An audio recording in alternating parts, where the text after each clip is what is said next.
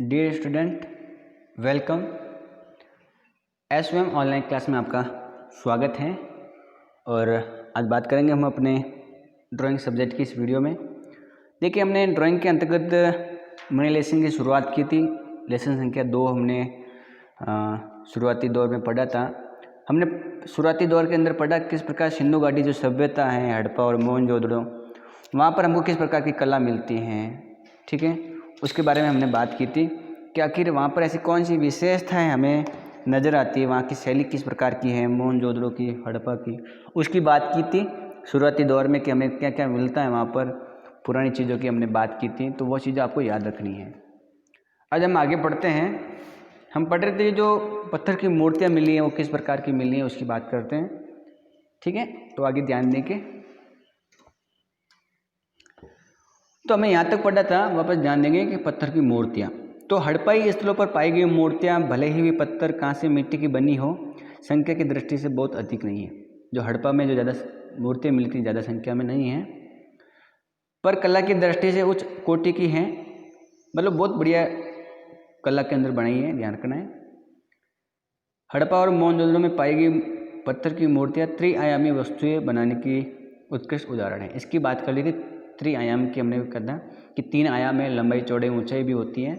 तो इस प्रकार की मूर्तियाँ हमें नजर आती हैं। अब आगे ध्यान देंगे, लिखा है पत्थर की मूर्तियों में 2 पुरुष प्रतिमाएं बहुचर्चित हैं। जब हम खुदाई करते हैं तो हमें 2 प्रकार की अलग अलग मूर्तियाँ मिलती हैं। दोनों पुरुष की मूर्तियाँ हैं और बड़ी प्रसिद्ध हैं, ये ध्यान रखना है। तो ये आप याद करेंगे और अपनी कॉपी में नोट्स के रूप में लिखेंगे भी, ठीक है। तो ये विशेषता आपको तो लिखनी है, बढ़िया रेटिंग में आराम से पूरी बात लिखेंगे नोट्स के रूप में, तब आपको समझ में आ जाएगा,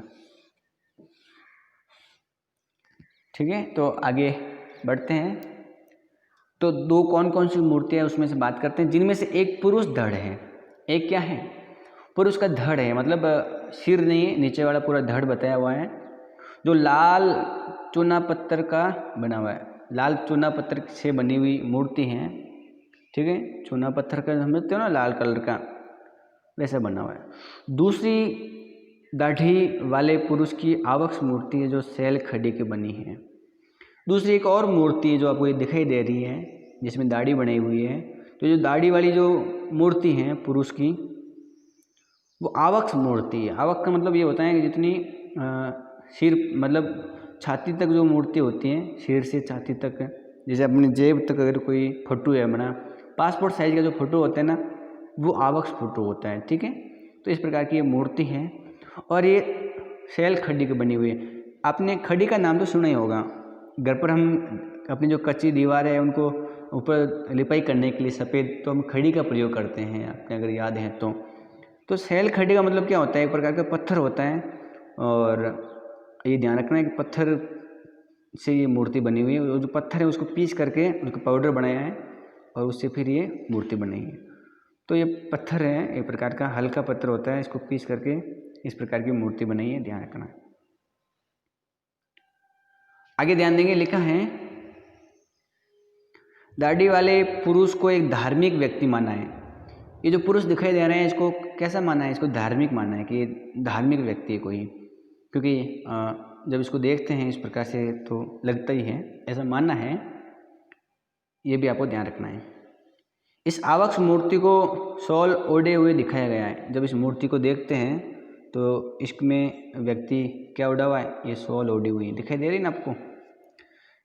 शॉल बाएं कंधे के ऊपर से और दाहिनी भुजा के नीचे से जाती हुई है। मतलब शॉल ये ऐसे ऊपर से आ रही है, बाएं कंधे से तो ऊपर आ रही है और दाएं कंधे से नीचे जा रही है। ये देखो यहाँ से, मतलब ऐसे ऐसे नहीं बताइए, जबकि ऐसे नीचे, जैसे आपने देखा होगा स्वामी विवेकानंद का फोटो कि एक हाथ के ऊपर से ऐसे कंधे से नीचे से जा रही है। अभी आपने काफ़ी ऐसे साधु संतों को देखा होगा जिस इस प्रकार की शॉल ओढ़ते हैं कि एक हाथ के तो ऊपर है, दूसरे के हाथ के नीचे से जाती है और इस प्रकार से ओढ़ते हैं। तो इस प्रकार की ये शॉल ओढ़े हुए हैं। जैसे इसको देखकर तो पुजारी या धार्मिक लगता है ना कि इस प्रकार के धर्म के जुड़े हुए व्यक्ति शॉल ओढ़ते हैं। फिर लिखा है शॉल बाएं कंधे के ऊपर से और दाहिनी भुजा के नीचे, ये बात हो गई। शॉल त्रिफुलिया नमूने से सजी हुई हैं। त्रिफुलिया मतलब ये होता है कि ऐसे आकृति जिसमें 3 आकृतियाँ हो, 3 हो और वो भी एक फूल जैसी, जैसे आपको दिखाई दे रहा होगा। ये जो आकृति है ना, ये इसमें एक फूल तो ये हो गया ऐसा, दूसरा ये हो गया, तीसरा ये हो गया, तो ये त्रिफुलिया है। ठीक है, तो इस प्रकार की जो आकृति है इसको त्रिफुलिया आकृति कहते हैं। तो ये नमूने बने हुए देखो चौल के पूरे ऊपर, ये त्रिफुलिया है। ठीक है, तो ये इसके शॉल के ऊपर है, ये ध्यान रखना है। ये जो हमें खुदाई में मिलती है मूर्तियाँ इतनी प्राचीन समय की, काफ़ी समय पहले, तो उस समय की कला के बारे में पता लग रहा है कि उस समय किस प्रकार मानव मूर्तियाँ बनाता था, उसकी क्या विशेषता है, उसकी बात हमें पता लग रही। फिर लिखा है कि आंखें कुछ लंबी, आंखें कुछ लंबी दिखाई दे रही ना, आंखें कैसी है, लंबी हैं भाई, लंबी है कि नहीं, आपको दिखाई दे रही होगी ना। तो आंखें लंबी हैं और आधी बंद दिखाई गई हैं, आधी बंद है, थोड़ी बहुत खुली है। आंखें तो लंबी हैं और आधी कैसी है, बंद है, पूरी बंद नहीं है। पूरी बंद होती तो ये दिखाई नहीं देता आपको, आधी बंद है। कैसी हैं, आधी बंद है, ये ध्यान रखना है आपको।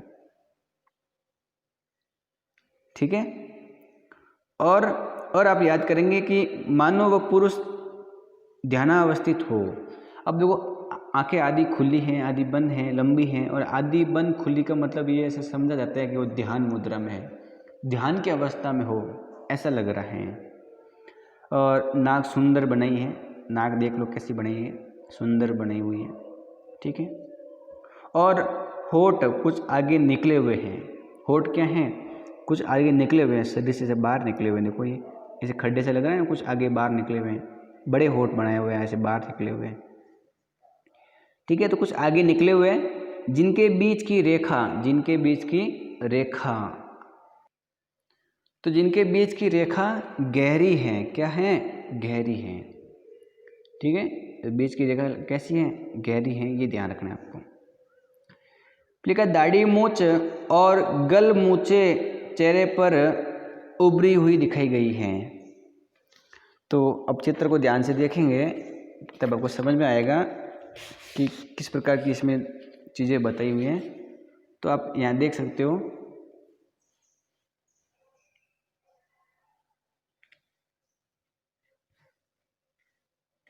अब देखो ये कह रहे हैं कि दाढ़ी मूंछ, ये दाढ़ी है, ये मूंछ है यहाँ पर, ठीक है, ऊपर, और गल मूछे चेहरे पर उभरी हुई है। गल मूछे का मतलब हुआ कि ऐसी मूंछ जो गालों तक हो, कैसी हो, गालों तक हो। ऐसा नहीं है कि यहाँ से मूंछ बनाई फिर दाढ़ी नीचे आई हुई है, आपस में जुड़ी हुई नहीं है। तो जो गल मूछे होती है, जो दाढ़ी से जुड़ी हुई होती है मूछे, वो गल मूछे होती है। तो वैसे भी वो भी चेहरे से उभरी हुई बताई हुई हैं। कान सीप जैसे दिखाई देते हैं। समुद्री जो सीप होता है इस प्रकार का, आपने देखा होगा, वैसा हमें दिखाई दे रहा है। कान दिखाई दे रहे हैं ना आपको, सीप की आकृति। सीप देखें समुद्र के किनारे पर मिलते रहते हैं इस प्रकार के, तो उसकी आकृति यहाँ पर कान है, ये ध्यान रखना है आपको।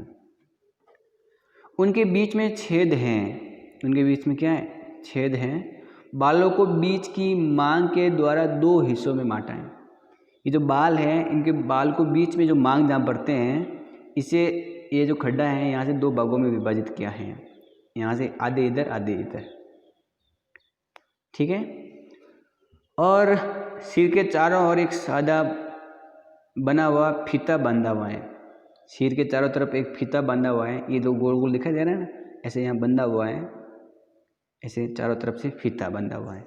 और दाहिनी भुजा पर एक बाजूबंद है। दाहिनी भुजा दिखाई दे रही है आपको क्या, ये देखो, ये दिखाई दे रही है यहाँ पर एक बाजूबंद है। देखो ये गोल गोल सा एक है यहाँ पर, और एक बाजूबंद यहाँ पर भी गोल गोल सा है जो फीता बंधा हुआ है, ठीक है।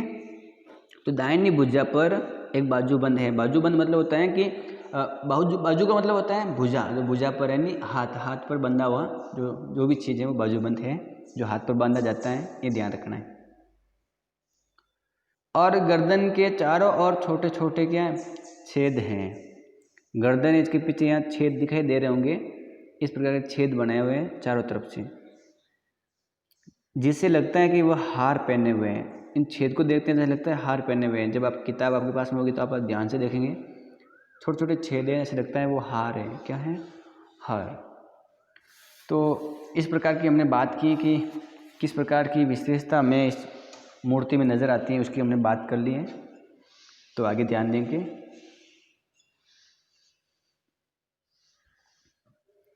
तो ये जो बातें की हमने किसकी की है? मोहनजोदड़ो के अंदर जो हमने मूर्ति मिली है दाढ़ी वाले पुरुष की, जो पुजारी के समान लग रहा है, एक धार्मिक व्यक्ति लग रहा है, उसकी हमने बात कर ली है। आगे हम पढ़ेंगे तो ध्यान से सुनेंगे और देखेंगे। कांसे की ढलाई, कांसे की जो मूर्ति मिली है उसकी ढलाई कैसे होती थी, कांसे की मूर्ति का आकार कैसे बनाया जाता था, वो हमें समझना है। बड़ा मोस्ट है और आपको समझना चाहिए, क्योंकि दरअसल ये जो बात है ये हिस्ट्री की भी है। मूर्तियाँ अगर आप हिस्ट्री में पढ़ेंगे, सिंधु घाटी सभ्यता हिस्ट्री में पढ़ेंगे, तब आपको हिस्ट्री में पढ़ना पड़ेगा वहाँ पर कौन कौन चीज़ें मिली हैं, कैसी हैं। तो अभी आपको हिस्ट्री भी आपकी क्लियर हो रही है, ठीक है। तो इसकी कांसे की जो मूर्तियाँ मिली वो किस प्रकार से बनाई जाती थी उसकी बात करते हैं हम। तो ध्यान से एक एक लाइन को सुनेंगे, समझेंगे, ताकि आपको याद हो जाए, ठीक है।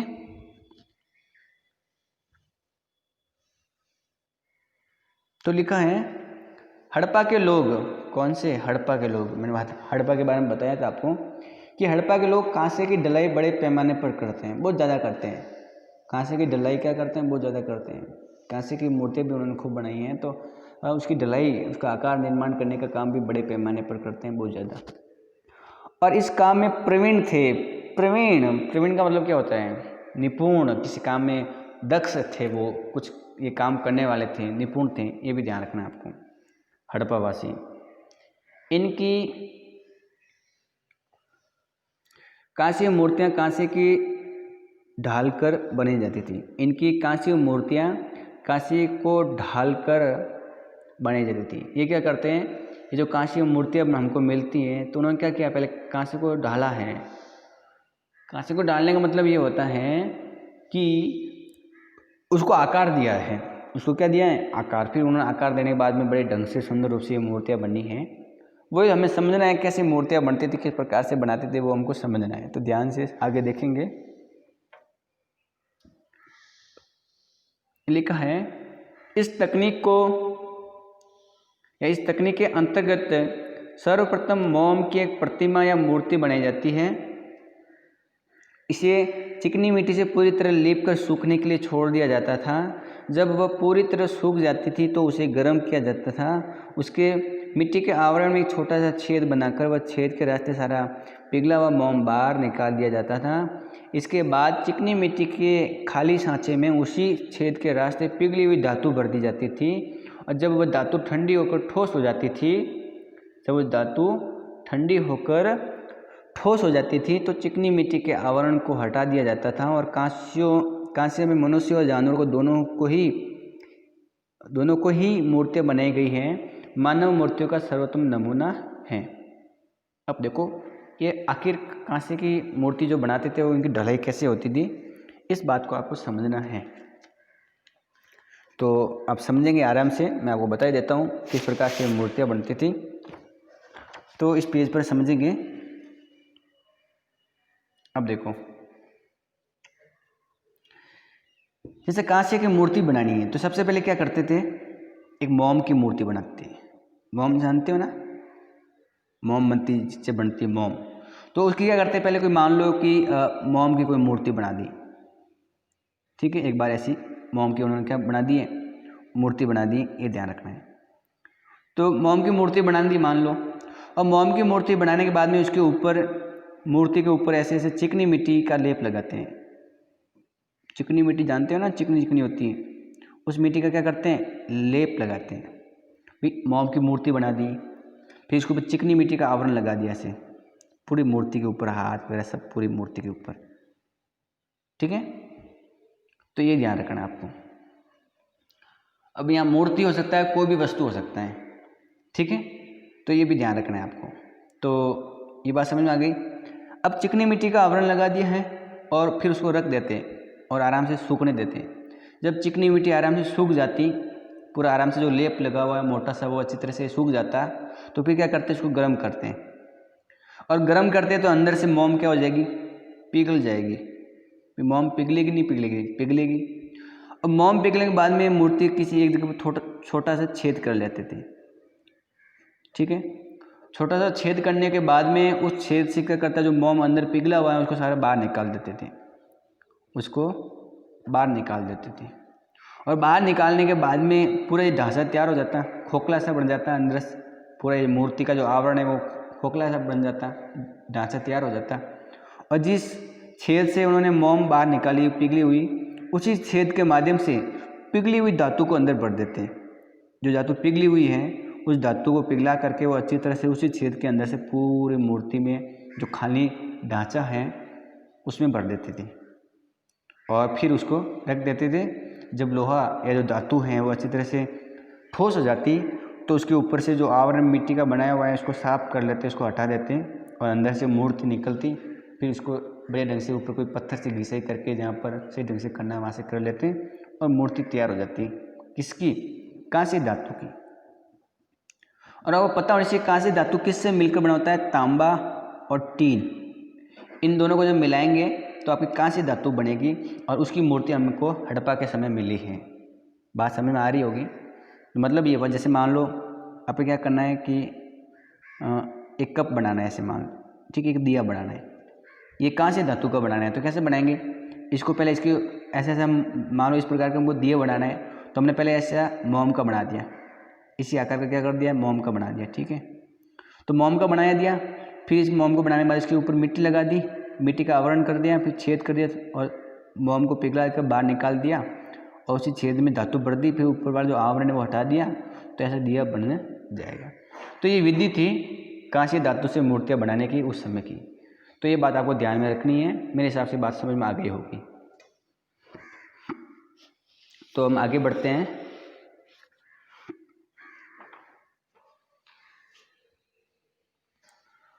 ठीक है, तो आगे ध्यान देंगे। लिखा है तो मिट्टी का आवरण हटा देते हैं। कांसे में मनुष्य और जानवर दोनों की मूर्ति बनी है।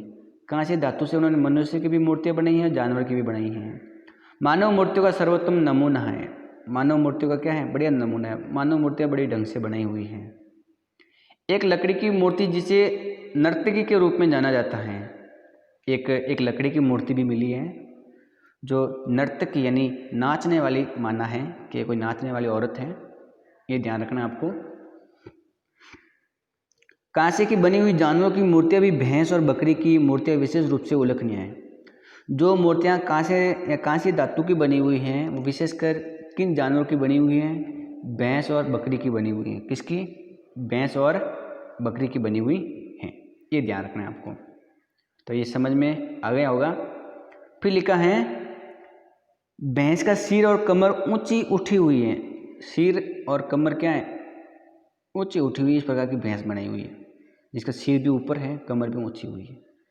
और सींग कैसे हैं? फैले हुए हैं। सींग कैसे हैं? फैले हुए हैं। ठीक है भाई, भैंस देखते हैं सींग तो ऐसे भैंस के ऊपर हमें गोले के रूप में मिलते हैं, इस प्रकार के सींग हमें, ठीक है, लेकिन यहाँ सींग ऐसे फैले हुए हैं। ठीक है, फिर लिखा है सिंधु सभ्यता के सभी केंद्रों में कांसे की ढलाई का काम बहुतायत होता था। सिंधु घाटी में जो भी केंद्र हैं, हड़प्पा हो, मोहनजोदड़ो हो, कालीबंगा हो, किसी भी जगह ऐसा माना जाता है कि वहाँ पर भी काम होता था। लोथल में पाया गया तांबे का कुत्ता, लोथल में तांबे का कुत्ता मिला है, पक्षी मिला है। ठीक है, कालीबंगा में पाई गई सांड की कांस्य मूर्ति, कालीबंगा में एक सांड की मूर्ति मिली जो कांस्य धातु की है। लोथल में तांबा का कुत्ता मिला है, पक्षी मिला है। हड़प्पा और मोहनजोदड़ो में पाई गई तांबे और कांसे की मानव मूर्तियों में किसी प्रकार की कमतर नज़ीर नहीं कहा जा सकता है। हड़प्पा हो या मोहनजोदड़ो, वहाँ पर भी हमें तांबे और कांसे की खूब सारी मानव मूर्तियाँ मिली है जो किसी से भी कम नहीं कह सकते, उसको किसी से कम नहीं आंका जा सकता है। ठीक है, तो आज के लिए इतना ही, बाकी बात करेंगे अगली वीडियो के अंदर। तो वीडियो में बने रहने के लिए आपका बहुत बहुत धन्यवाद। वीडियो को लाइक करें, चैनल को सब्सक्राइब करें और वीडियो को शेयर भी ज़रूर करें। इस वीडियो को 2-3 बार ज़रूर देखें आप, ताकि आपको सारी चीज़ें याद हो जाएं। ठीक है, और घर पर किताब है तो किताब से भी पढ़ें और जो मैंने अंडरलाइन किया वो काम करना है। ठीक है, तो घर पर रहिए, सुरक्षित रहना है आपको, अपने और अपने परिवार का भी ख्याल रखना है। इसके अलावा थोड़ा काम भी करना है जो बता देता हूँ। आपको ये चीज़ लिखनी है, कांसे की ढलाई के अंदर गणित किस प्रकार की विधि है, और आप ये लिख सकते हो कि किस प्रकार की विधि है, लेकिन आपको यहाँ से तो ज़रूर लिखना है। ये चीज़ आपको यहाँ से लिखनी है कि कौन कौन सी मूर्तियाँ हमें नज़र आती हैं। ये चीज़ लिखेंगे तो आप जब भी पढ़ेंगे तो आपको और भी समझ में आ जाएगा। ज़्यादा मैंने काम नहीं दिया है, बिल्कुल यहाँ से आप ये चीज़ें लिख सकते हो आराम से, और वीडियो को रोक करके आराम से लिखना है आपको। ठीक है, बाकी इतना ही, बाकी अगले वीडियो में पढ़ेंगे।